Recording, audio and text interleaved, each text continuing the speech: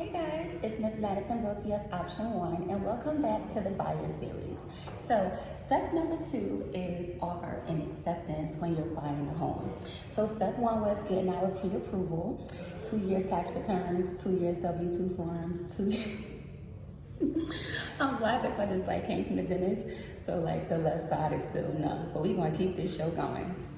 Okay, so step 1 was definitely getting the pre-approval, 2 years tax returns, 2 year W-2 forms, bank statements and pay stubs, two pay stubs and 2-month bank statements.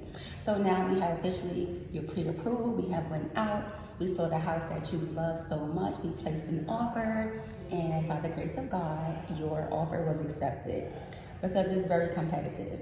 So step number 2 is offer and acceptance, where once we have an executed contract, your attorney will review the contract. So typically, attorney review is 3 days. 1 day on the buy side, 1 day on the seller side, and it concludes with the buyer. So once we have an executed contract, your attorney will submit a buyer's rider to the seller's attorney. And the buyer side and the seller side will begin to negotiate the contract, right? So typically, attorney review is 3 days. Now, within that 3 days, it can get very tricky because either side can cancel the contract without penalty. So let's just say you went out and we placed an offer on 5 houses, right? So contract A got accepted, but you really wanted contract B. We can cancel the contract with contract A without penalty and proceed with contract B.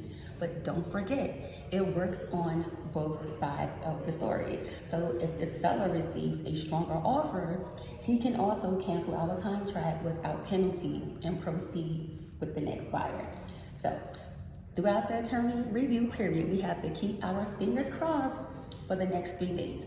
Now, typically in New Jersey, an attorney can range between $1,200 and $1,500.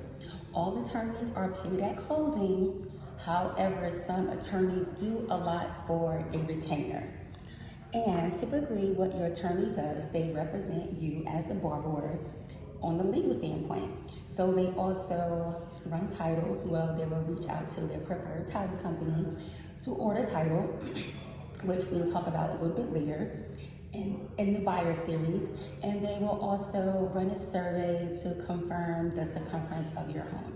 So, and they do a lot of things, but typically those are their primarily, that is their primarily role to represent you in your best interest. Okay, so I look forward to seeing you guys next week for step 3 of the home inspection. Have a good day.